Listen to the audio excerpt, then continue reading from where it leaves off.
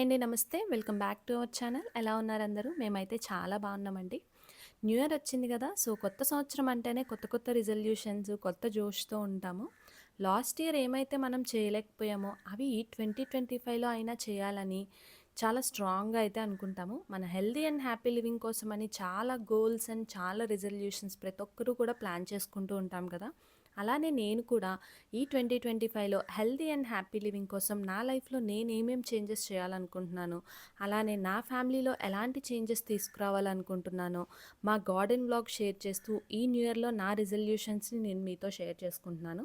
ఇవి నా ఒక్కదానికే కాదు, ప్రతి వుమెన్ ఫాలో అవ్వడం వల్ల వుమెన్ హ్యాపీగా, హెల్తీగా ఉంటూ తన ఫ్యామిలీని కూడా హెల్తీగా, హ్యాపీగా చూసుకోగలుగుతారు. సో, వీడియోనైతే ఎండ్ వరకు స్కిప్ చేయకుండా చూడండి. వీడియో నచ్చితే తప్పకుండా లైక్ చేయండి. మీరు చేసే ఆ ఒక్క చిన్న లైక్ నాకెంతో మోటివేటింగ్‌గా ఉంటుంది. అలానే మన వీడియో ఇంకొంతమందికి రీచ్ అవ్వడానికి హెల్ప్ అవుతుంది. సో, ఇంక లేట్ చేయకుండా వీడియోలోకైతే వెళ్ళిపోదాము. ఈ 2025లో నేను తీసుకున్న న్యూ రిజల్యూషన్స్‌లో ఫస్ట్ మోస్ట్ ఇంపార్టెంట్‌ది ఏంటంటే ప్రయారిటైజ్ సెల్ఫ్ కేర్. జనరల్‌గా యాజ్ ఎ మదర్‌గా, మదర్ అనే కాదు, వర్కింగ్ వుమెన్స్ అవ్వచ్చు, ఇంకా వేరే యాక్టివిటీస్‌లో బిజీ అయిన వుమెన్స్ అవ్వచ్చు, ఎవరైనా సరే మార్నింగ్ లేచినప్పటి నుంచి నైట్ పడుకునే వరకు కూడా ఈ ఉరుకు పరుగుల జీవితం అయిపోయి ఈ 24 అవర్స్‌లో మినిమమ్ 1 మినిట్ కూడా మన కోసం మనం అసలు ఆలోచించట్లేదు. ఇది మన హెల్త్‌కి చాలా ఇంపాక్ట్ అవుతుంది. మనం ఎంత హెల్తీగా, హ్యాపీగా ఉంటామో మన ఫ్యామిలీ కూడా అంతే హెల్తీగా ఉంటుంది. సో దట్ వెరీ స్ట్రాంగ్‌లీ నేనైతే ఈ రిజల్యూషన్ తీసుకున్నాను. అట్‌లీస్ట్ ఒక 15 మినిట్స్ డైలీ నా కోసం నేను ఏదో ఒకటి చేసుకోవాలనుకుంటున్నాను. అది దేనికోసమైనా కావచ్చు. మీకు నచ్చింది చేయండి. మీకు నచ్చినట్లు ఉండండి. మనకున్న ఈ 24 అవర్స్ టైంలో జస్ట్ 15 మినిట్స్ నచ్చింది మనం చేసుకుంటే అది మనకి ఎంతో రిలాక్సింగ్‌గా ఉంటుంది. అది మన ఫిజికల్ అండ్ మెంటల్ హెల్త్‌కి ఎంతో యూజ్‌ఫుల్‌గా ఉంటుంది. అది ఏదైనా అవ్వచ్చు. స్కిన్ కేర్ గురించి అవ్వచ్చు, హెయిర్ కేర్ గురించి అవ్వచ్చు. ఎలా అయినా ఏదో ఒకటైతే తప్పకుండా నా గురించి నేను సెల్ఫ్ కేర్ అనేది తీసుకోవాలని చెప్పి అయితే డిసైడ్ అయ్యాను. నేననే కాదు, మోస్ట్ ఆఫ్ ద ఉమెన్స్, అటు వర్కింగ్ ఉమెన్స్, న్యూ మదర్స్ అవ్వచ్చు, అసలు సెల్ఫ్ కేర్ అనేది పట్టించుకోరు. సో, అలాంటి వాళ్ళు ఖచ్చితంగా ఈ రిజల్యూషన్‌ని తప్పకుండా మీ లిస్ట్‌లో అయితే యాడ్ చేసుకోవాలి. అండ్ నెక్స్ట్ రిజల్యూషన్ వచ్చి స్టే ఫిజికల్లీ యాక్టివ్. మనం ఎంత పని చేసినా కూడా మన బాడీ అనేది సర్టెన్ లిమిట్ వరకు యాక్టివ్‌గా ఉండడానికైతే సపోర్ట్ చేస్తుంది. బట్ ఉమెన్స్‌కి వన్స్ డెలివరీ అయిన తర్వాత హెవీ బ్లడ్ లాస్ అండ్ మన బేబీ ఫార్మ్ అవ్వడానికి మన బాడీలోంచి కాల్షియం, విటమిన్ డి బేబీ తీసుకోవడం వల్ల వన్స్ మనం 30స్‌లోకి ఎంటర్ అవుతున్నప్పుడు బ్యాక్ పెయిన్, జాయింట్ పెయిన్ అలా కొంచెం పని చేస్తేనే ఎక్కువగా అలిసిపోవడం అండ్ చిన్న చిన్న దానికి కోపం రావడం, ఇలాంటివన్నీ మనం ఫిజికల్‌గా యాక్టివ్‌గా లేకపోవడం వల్ల అయితేనే వస్తాయి. సో, దీనికి నేనేం చెప్తానంటే జస్ట్ ఒక 30 మినిట్స్ డైలీ మీ డేలో స్పెండ్ చేశారంటే ఇవన్నిటిని మనం ఓవర్‌కమ్ చేయొచ్చనమాట. జస్ట్ 30 మినిట్స్, అందులో 10 minutes meditation, 10 minutes stretches and 10 minutes ప్రాణాయామం ఇంతే. జస్ట్ ఒక హాఫ్ ఎన్ అవర్ ఇలా షెడ్యూల్ చేసుకుంటే మనం ఫిజికల్‌గా ఫిట్‌గా ఉంటాము. ఫిజికల్‌గానే కాదు, మెంటల్లీ కూడా చాలా పీస్‌ఫుల్‌గా ఉంటాము. ఇన్‌ఫ్యాక్ట్ మనం డైలీ చేసుకునే వర్క్స్ కంటే ఎక్కువ చేసుకోగలం. అంత ఎనర్జీ వస్తుంది. అండ్ మెయిన్ కోపం రావడం, ఇరిటేట్ అవ్వడం, షార్ట్ టెంపర్స్ లాంటివైతే కంప్లీట్‌గా అవాయిడ్ అవుతాయి ఈ విధంగా చేస్తే. సో, జస్ట్ 30 మినిట్స్ మీ డేలో అయితే స్పెండ్ చేయండి. సో దట్ మనం హెల్తీగా ఉంటాము, హ్యాపీగా ఉంటాము. అందుకే ఈ రిజల్యూషన్ అయితే నేను ఈ ఇయర్‌లో తీసుకున్నాను. సో, తప్పకుండా మీరు కూడా మీ డేలో హాఫ్ ఎన్ అవర్ అయితే దీనికి కేటాయించడానికి ట్రై చేయండి. నెక్స్ట్ రిజల్యూషన్ వచ్చి 15 మినిట్స్ డైలీ క్లీనింగ్ రొటీన్ అనమాట. కిడ్స్ ఉన్న ప్రతి ఇంట్లో కూడా ఎంత క్లీన్ చేస్తున్నా సరే ఆ ఇల్లు మెస్సీ మెస్సీ అయిపోతుంది. సమ్‌టైమ్స్ మనం ఒక ఏరియా దగ్గరికెళ్ళినప్పుడు అది క్లీన్ చేయాలని మనం స్టార్ట్ చేసినప్పుడు ఆ ఏరియా మెస్సీనెస్ అదంతా చూసి బాబోయ్! ఇదంతా ఇప్పుడు చేయడం ఒకేసారి కష్టమైపోతుంది. రేపు చేద్దాం, ఎల్లుండి చేద్దాం అని చెప్పి పోస్ట్‌పోన్ చేస్తూ ఉంటాం. అలా ఇల్లంతా కూడా వన్ ఫైన్ డే బాగా మెస్సీ అయిపోతుందనమాట. సో, డైలీ టైమర్ పెట్టుకొని మరి జస్ట్ 15 మినిట్స్ కేటాయిస్తే ఆ ఇల్లు అంత మెస్సీ అవ్వదు. జస్ట్ 15 మినిట్స్‌లో మీరు ఎంత చేయగలిగితే అంత చేయండి. రిమైనింగ్ నెక్స్ట్ డేకి చేసుకోవచ్చు. సో దట్ వర్క్ ఈజీ అవుతుంది. మనం షెడ్యూల్‌గా చేసుకున్నామనే సాటిస్ఫాక్షన్ కూడా ఉంటుంది. డైలీ ఒక 15 మినిట్స్ క్లీన్ చేసుకుంటాం కాబట్టి ఎప్పుడైనా ఫెస్టివల్స్ వచ్చినప్పుడు కానీ, ఎవరైనా మన ఇంటికి వచ్చినప్పుడు కానీ ఇల్లంతా కూడా క్లీన్‌గానే ఉంటుంది. అప్పటికప్పుడు సడన్‌గా చేసుకోవాలంటే బర్డెన్ అయితే అవ్వదు. సింపుల్‌గా, ఈజీగా చేసుకోవచ్చు. ఇలా చేయడం వల్ల ఎప్పుడు కూడా మనకి ఇల్లనేది చాలా క్లీన్‌గా ఉంటుంది.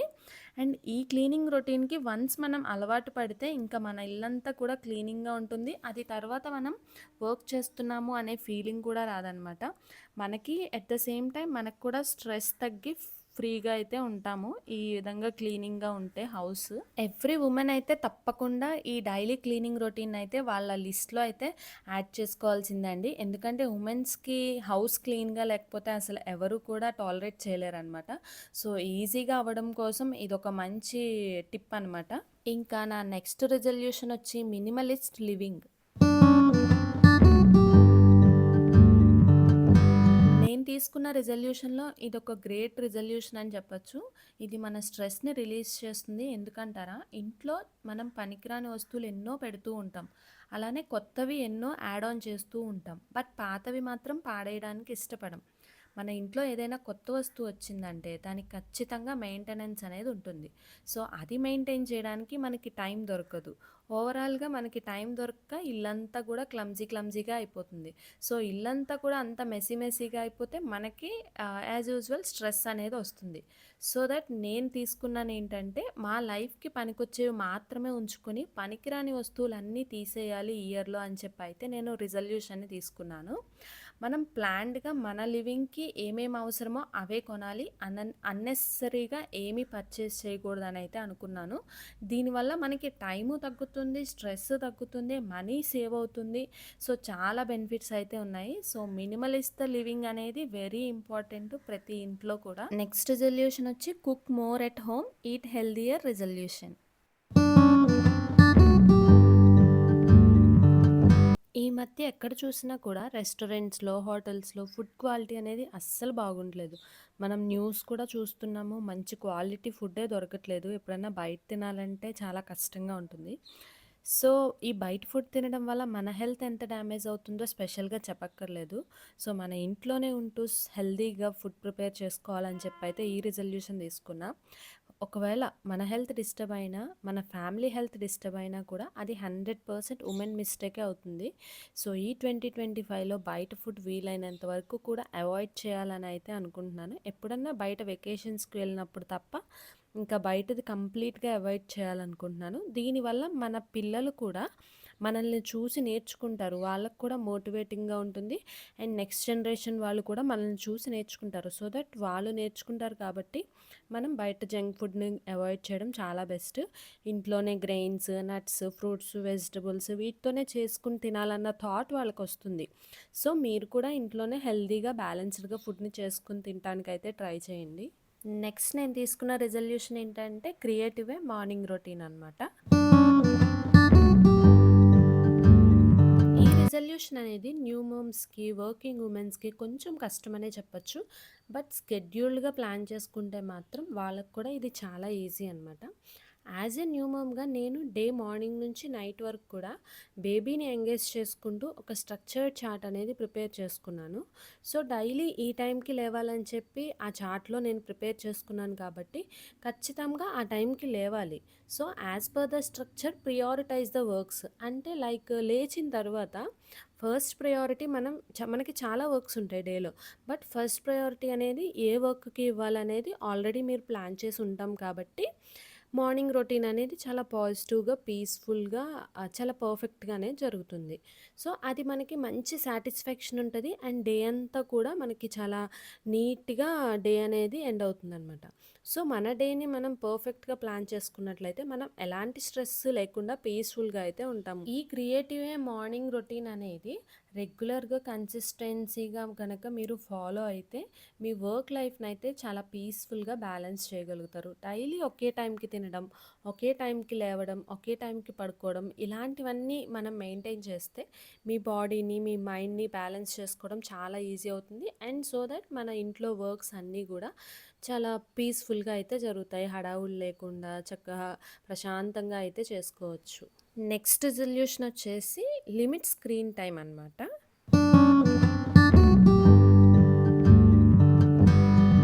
జనరల్‌గా జనరల్‌గా మా ఇంట్లో స్క్రీన్ టైమ్ అనేది చాలా తక్కువ. 1% కూడా ఉండదు. బట్ లాస్ట్ ఇయర్ నుంచి యూట్యూబ్ ఛానల్ స్టార్ట్ చేయడం వల్ల నాకు స్క్రీన్ టైమ్ అనేది కొంచెం పెరిగింది. జనరల్‌గా ఎడిట్ చేసి, అప్‌లోడ్ చేసి వదిలేస్తే అంత స్క్రీన్ టైమ్ ఏమి ఉండదు. బట్ ఎన్ని వ్యూస్ వచ్చాయి, ఎన్ని వాచ్ అవర్స్ వచ్చాయని చెప్పి పదే పదే ఫోన్ చూడడం వల్ల స్క్రీన్ టైమ్ అనేది నాకు పెరిగిందనమాట. సో, ఇలా కాకుండా ఈ ఇయర్ నుంచి నేనేం చేద్దాం అనుకున్నానంటే జస్ట్ అప్‌లోడ్ చేసి మళ్ళీ ఒక 4-5 అవర్స్ తర్వాత మళ్ళీ చెక్ చేసుకుంటే సరిపోతుంది కదా! అని చెప్పైతే నేననుకున్నాను. సో, దాన్నే రిజల్యూషన్‌గా తీసుకున్నాననమాట. ఏమవుతుందంటే నేను మొబైల్ పట్టుకున్నప్పుడు జనరల్‌గా మనం ఏది చేస్తే బేబీస్ అదే చేస్తారు కాబట్టి, నేను మొబైల్ చూడటం వల్ల మా పాప కూడా అదే కావాలని చెప్పి మారం చేస్తూ ఉంది. సమ్ టైమ్ నా వర్క్ అవ్వడం కోసం స్లోగా తనకి screen time like TV, mobile phone ఇవ్వడం అలాంటివి అలవాటు చేశాను. బట్ అది చాలా రాంగ్ అని నాకు అర్థమైంది. మనం కిచెన్‌లో చేసే పనుల్లో వాళ్ళని కూడా ఇన్వాల్వ్ చేయడం వల్ల స్క్రీన్ టైమ్ అనేది తగ్గుతుందనమాట. సో, స్క్రీన్ టైమ్ తగ్గడం వల్ల పిల్లలకనేది డెవలప్ అవ్వడానికి చాలా బావుంటుంది. ఈ న్యూ ఇయర్‌లో మీరు ఏ రిజల్యూషన్ తీసుకున్నా, తీసుకోకపోయినా మీ లిస్ట్‌లో మాత్రం ఈ స్క్రీన్ టైమ్ తగ్గించడం అనే రిజల్యూషన్ మాత్రం యాడ్ చేసుకోండి. బేబీని ఫిజికల్ యాక్టివిటీస్‌లో ఇన్వాల్వ్ చేయడం వల్ల వాళ్ళ మైండ్ మెచ్యూరిటీ గానీ, వాళ్ళ ఫిజికల్ స్ట్రెంగ్త్ గానీ అంతా కూడా ఇంక్రీజ్ అవుతుంది. సో, నేను ఈ ఇయర్ నుంచి అదే చేయాలని చెప్పైతే అనుకుంటున్నాను. నెక్స్ట్ రిజల్యూషన్ వచ్చి స్ట్రెంగ్తెన్ ఫ్యామిలీ బాండ్స్.